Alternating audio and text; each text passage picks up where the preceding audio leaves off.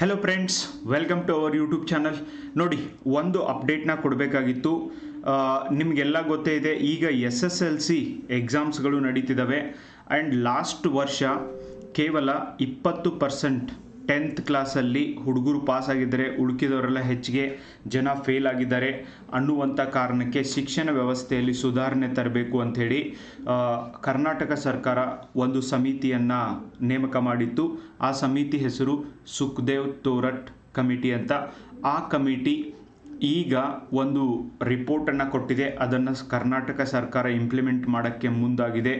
ನೀವೆಲ್ಲರೂ ಯಾರ್ಯಾರು ಎಜುಕೇಟೆಡ್ ಅದಿರಿ, ಯಾರ್ಯಾರು ಅವೇರ್ನೆಸ್ ಇದ್ದವರದಿರಿ, ಈ ವಿಡಿಯೋನ ಹೆಚ್ಚು ಜನರೊಂದಿಗೆ ಶೇರ್ ಮಾಡಲೇಬೇಕು. ಇದರ ಬಗ್ಗೆ ಧ್ವನಿ ಎತ್ತಲೇಬೇಕು. ಇದನ್ನು ನಾವೆಲ್ಲರೂ ಚರ್ಚೆ ಮಾಡಲೇಬೇಕು. ಇಲ್ಲಿವರೆಗೂ 10th ಕ್ಲಾಸಲ್ಲಿ 625 ಮಾರ್ಕ್ಸ್ ಇರ್ತಿತ್ತು. ಕನ್ನಡಕ್ಕೆ 125 ಅಂಕ, ಉಳ್ಕಿದ್ದು ಎಲ್ಲ ಸಬ್ಜೆಕ್ಟ್ಗೆ 100 ಅಂಕ ಇರ್ತಿದ್ದು. ಅದರೊಳಗೂ ಬೇಸಿಕ್ ಸಬ್ಜೆಕ್ಟ್ ಅಂತ ಕನ್ನಡ ಪ್ರಾದೇಶಿಕ ಭಾಷೆ, ಇಂಗ್ಲೀಷ್ ಗ್ಲೋಬಲ್ ಭಾಷೆ ಆ್ಯಂಡ್ ಥರ್ಡ್ ಒನ್ ಹಿಂದಿ ಒಂದು ರಾಷ್ಟ್ರೀಯ ಭಾಷೆಯನ್ನಾಗಿ ನೋಡಲಾಗ್ತಾ ಇತ್ತು. 1986ರಲ್ಲಿ ಏನು ಹೊಸ ಶಿಕ್ಷಣ ನೀತಿ ಅವಾಗಿಂದ ಏನು ಜಾರಿಗಿದೆ, ಈವನ್ 2020 ಹೊಸ ಶಿಕ್ಷಣ ನೀತಿ ನ್ಯೂ ಎಜುಕೇಷನ್ ಪಾಲಿಸಿ ಪ್ರಕಾರನೂ ಕೂಡ 3 ಭಾಷಾ ನೀತಿಯನ್ನು ಮುಂದುವರಿಸಬೇಕು ಅನ್ನೋದು ಡಿಸೈಡ್ ಆಗಿತ್ತು. ಆದ್ರೆ ಈಗ ಕರ್ನಾಟಕ ಸರ್ಕಾರ ಏನು ಮಾಡಿತಂದ್ರೆ, ಹಿಂದಿ ಭಾಷೆಯ ಅಂಕಗಳನ್ನು 10th ಪರೀಕ್ಷೆಯಲ್ಲಿ ನಾವು ಪರಿಗಣಿಸುವುದಿಲ್ಲ, ಅದಕ್ಕೆ ಮಾರ್ಕ್ಸ್ ಬದಲಾಗಿ ಗ್ರೇಡಿಂಗ್ ಸಿಸ್ಟಮ್ ಕೊಡ್ತಾರಂತೆ. ಗಾಯ್ಸ್, ಇವರು ಶಿಕ್ಷಣ ವ್ಯವಸ್ಥೆ ಒಳಗೆ ಸುಧಾರಣೆಯನ್ನು ತರಲಿಕ್ಕೆ, ಈ ಮಾರ್ಕ್ಸ್ ಹೆಚ್ಚಿಗೆ ತಗೊಳ್ಳಿಕ್ಕೆ ವಿದ್ಯಾರ್ಥಿಗಳಿಗೆ ಟ್ರೈನಿಂಗ್ ಕೊಡೋದು, ಟೀಚರ್ಸ್ಗೆ ಟ್ರೈನಿಂಗ್ ಕೊಡೋದ್ರ ಬದಲಾಗಿ ಮಾರ್ಕ್ಸ್ಗಳನ್ನು ಕಡಿಮೆ ಮಾಡಿ ಯಾವ ವಿಷಯದೊಳಗೆ ವಿದ್ಯಾರ್ಥಿಗಳು ಫೇಲ್ ಆಗ್ತಿದ್ದಾರೆ ಆ ಒಂದು ವಿಷಯವನ್ನೇ ತೆಗೆದು ಹಾಕ್ತಾ ಇರೋದು ಎಷ್ಟರ ಮಟ್ಟಿಗೆ ಸರಿ? ಮೋರ್ ದೆನ್ 15,000 ಈ ಹಿಂದಿ ಶಿಕ್ಷಕರಿದ್ದಾರೆ. ಆ್ಯಂಡ್ ಇವನ್ ಹಿಂದಿ ಶಿಕ್ಷಕರಾಗಬೇಕು ಅಂತ ಎಷ್ಟೋ ಜನ ಈ BEd D.Ed MA ಮಾಡಿದಂಥ ಒಂದು ಅಭ್ಯರ್ಥಿಗಳಿದ್ದಾರೆ. ಆ್ಯಂಡ್ ಮೋರ್ ದೆನ್ ದಿಸ್, ಈ ದೇಶದೊಳಗೆ 70%ಗೂ ಅಧಿಕ ಜನ ಮಾತನಾಡುವ ಭಾಷೆ ಅಂದರೆ ಅದು ಹಿಂದಿ. ಕರ್ನಾಟಕದ ಅದೆಷ್ಟೋ ಜನರು ಉತ್ತರ ಪ್ರದೇಶದೊಳಗೆ, ಪಂಜಾಬ್ ಒಳಗೆ, ಹರಿಯಾಣದೊಳಗೆ, ಡೆಲ್ಲಿ ಒಳಗೆ ತಮ್ಮ ಜೀವನೋಪಾಯಕ್ಕಾಗಿ ಕೆಲಸನ ಹುಡ್ಕೊಂಡಿದ್ದಾರೆ. ಅದಕ್ಕೆ ಮೂಲ ಕಾರಣನೇ ದೇ ನೋ ಹಿಂದಿ. ಆ್ಯಂಡ್ ನಮ್ಮ generation, I feel we are very lucky. ಹಿಂದಿನ ಯಾವ ಟೀಚರ್ ಕೂಡ ಇಂಟ್ರೆಸ್ಟಿಂಗ್ ಆಗಿ ಕಲಿಸ್ತಿರ್ಲಿಲ್ಲ. ಆದರೂ ಕೂಡ ಬೇರೆ ಮಿನಿಮಮ್ ಹಿಂದಿ, ಭಾರತ ಸರ್ಕಾರ ಅಂತಾನೆ ಹಿಂದಿ ಒಳಗೆ ಬರೀತಾರೆ, ಆದರೆ ಭಾರತ ಸರ್ಕಾರ ಅಂತ ಕನ್ನಡದೊಳಗೆ ಕರ್ನಾಟಕದಾಗ ಮಾತ್ರ ಬರಿಬೋದು. ಒಬ್ಬ ಕರ್ನಾಟಕದ ಅಭ್ಯರ್ಥಿ ಹೊರಗಡೆ ಹೋದಾಗ ಅವನ ಪರಿಸ್ಥಿತಿ ಏನಾಗುತ್ತೆ ಅನ್ನುವಂಥ ಒಂದು ವ್ಯವಧಾನ ಇಲ್ಲದೆ ಇರುವಂಥ ಅನ್ಪರ್ಡ್ ಜನ ಎಲ್ಲ ಇವತ್ತು ಶಿಕ್ಷಣ ಸಚಿವರಾಗ್ತಾ ಇರೋದ್ರಿಂದ, ಯಾರಿಗೆ ಕನ್ನಡವೂ ಬರೋದಿಲ್ವೋ ಸರಿಯಾಗಿ ಅಂಥವರೆಲ್ಲ ಶಿಕ್ಷಕರಾಗ್ತಾ ಇರೋದ್ರಿಂದ, ಆ್ಯಂಡ್ 1ನೇತೆ 2ನೇತೆ ಓದದೇ ಇರುವಂಥ ರಾಜಕಾರಣಿಗಳಿಗೆ ನಿಮ್ಮ ಅಮೂಲ್ಯವಾದಂಥ ಮತವನ್ನು ಕೊಟ್ಟು ಅವರನ್ನು 3ನೇ ಸಾರ್ತಿ, 4ನೇ ಸಾರ್ತಿ, 5ನೇ ಸಾರ್ತಿ, 6ನೇ ಸಾರ್ತಿ MLA MP ಮಾಡ್ತಾ ಇರೋದ್ರಿಂದ ಅವರು ನಮ್ಮ ಮಕ್ಕಳ ಭವಿಷ್ಯದ ಜೊತೆಗೆ ಆಟವನ್ನು ಆಡ್ತಿದ್ದಾರೆ, ಶಿಕ್ಷಕರ ಉದ್ಯೋಗದ ಜೊತೆಗೆ ಆಟವನ್ನು ಆಡ್ತಿದ್ದಾರೆ. ಏನೂ ಓದದೇ ಇರೋರೇ ಇಷ್ಟು ಆಟ ಆಡ್ತಾರೆ ಅಂದರೆ ಎಲ್ಲ ನಿಮ್ಮ ಕೈ ಒಳಗೈತಿ. ಪ್ರಜಾಪ್ರಭುತ್ವ ದೇಶದೊಳಗೆ ಪ್ರಜೆಗಳೇ ಸ್ಟ್ರಾಂಗ್ ಅಂತ ಹೇಳಿದಾಗಲೂ ಕೂಡ ಇವರು ಹೆಂಗೆ ನಿರ್ಧಾರ ತೆಗೆದುಕೊಳ್ಳಲಾಗುತ್ತೆ. ಇನ್ನು ಮುಂದೆ ತೃತೀಯ ಭಾಷೆಯನ್ನಾಗಿ ಹಿಂದಿ ಏನು ಉಪಯೋಗ ಮಾಡ್ತಿದ್ರಲ್ಲ, ಅದಕ್ಕೆ ಇನ್ನು ಮುಂದೆ 100 ಮಾರ್ಕ್ಸ್ ಅಂತಿಲ್ಲಂತ. ಅದು 2 ದಿನ ಎಕ್ಸಾಮ್ ಇರಬೇಕಾದ್ರೆ ಕರ್ನಾಟಕ ಸರ್ಕಾರ ಅನೌನ್ಸ್ ಮಾಡ್ತೈತಿ. ಹಿಂಗೆ ಮಾಡಬೇಕಾಗಿತ್ತಂದ್ರೆ ಮೊದಲರೇ ಮಾಡಬೇಕಿಲ್ಲೋ. ಆ್ಯಂಡ್ ಹಿಂದಿ ಇಡುವುದರಿಂದ ಇವ್ರಿಗೇನು ತೊಂದರೆ ಇದೆ? And Hindi just official language for entire India and it is not a national language. ಹಾಗಾದರೆ ನಮಗೆ ಒಂದು ನ್ಯಾಷನಲ್ ಲ್ಯಾಂಗ್ವೇಜ್ನ ಅವಶ್ಯಕತೆ ಐತೋ ಇಲ್ಲೋ?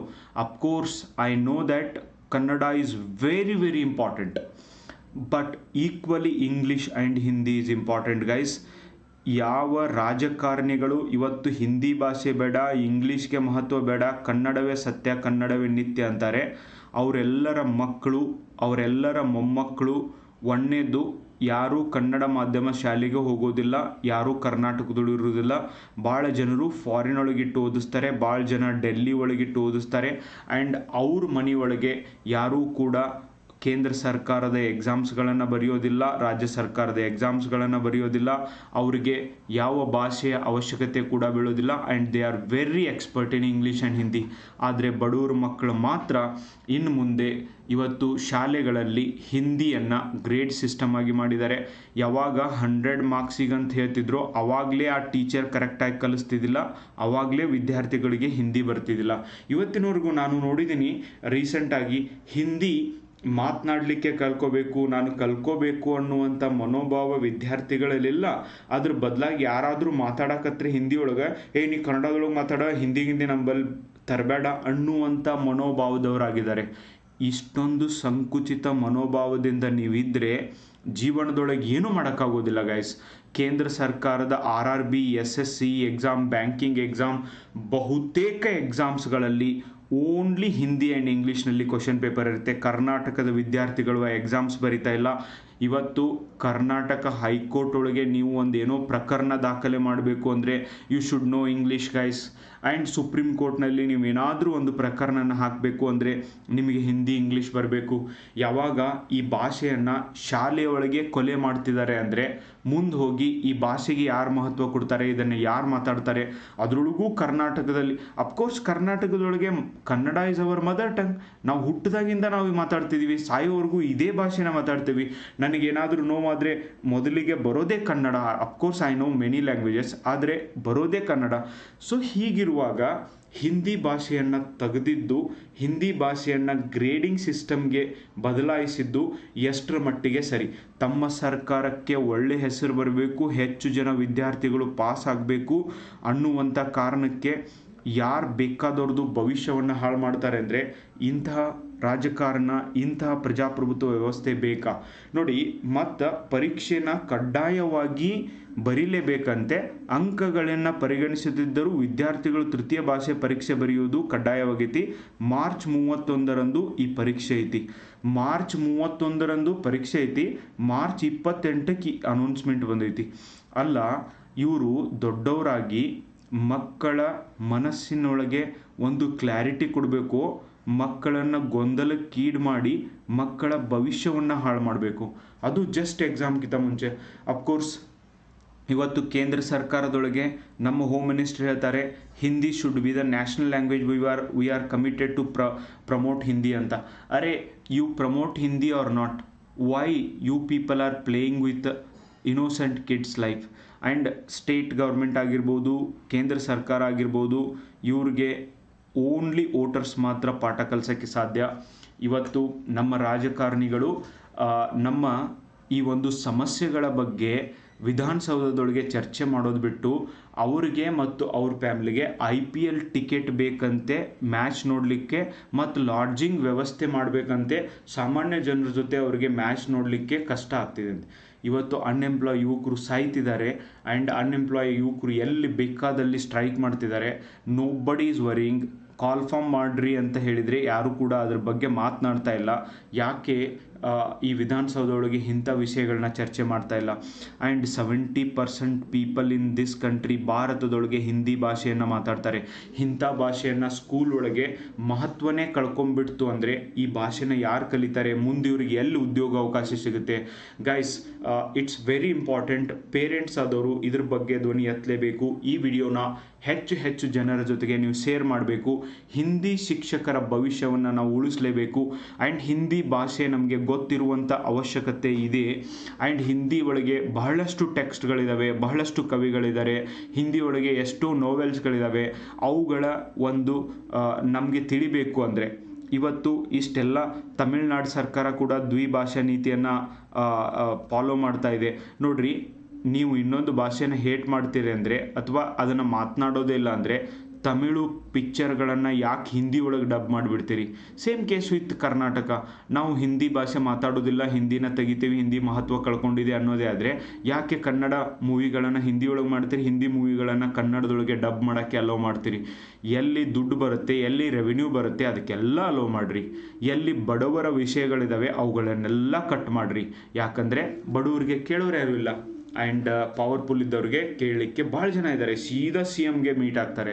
ಆ್ಯಂಡ್ ಯಾವ ರಾಜಕಾರಣಿಗಳಿಗೂ ಕೂಡ ಕನ್ನಡ ಬರೋದಿಲ್ಲ, ಇನ್ಕ್ಲೂಡಿಂಗ್ ಅವರ್ ಎಜುಕೇಷನ್ ಮಿನಿಸ್ಟರ್. ಇಂಥ ಅನ್ಪರ್ಡ್ ಜನಕ್ಕೆ ಓಟ್ ಆಗ್ತಾ ಇರೋದ್ರಿಂದನೇ ಈ ದೇಶದ ಭವಿಷ್ಯ, ಈ ರಾಜ್ಯದ ಭವಿಷ್ಯ, ನಮ್ಮೆಲ್ಲರ ಭವಿಷ್ಯ ಡಾರ್ಕ್ ಆಗಲಿಕ್ಕೆ ಕಾರಣೀಭೂತ ಆಗಿದೆ. And it's time to take up politics as a career guys. ಯಾರ್ಯಾರೆಲ್ಲ ಯಂಗ್ಸ್ಟರ್ಸ್ ಅದಿರಿ ವಿಚಾರ ಮಾಡಿರಿ. ನೆಕ್ಸ್ಟ್ ಡೌನ್ ದ 10 years ನೀವು ಕೂಡ ಪ್ರಯತ್ನ ಮಾಡಿರಿ.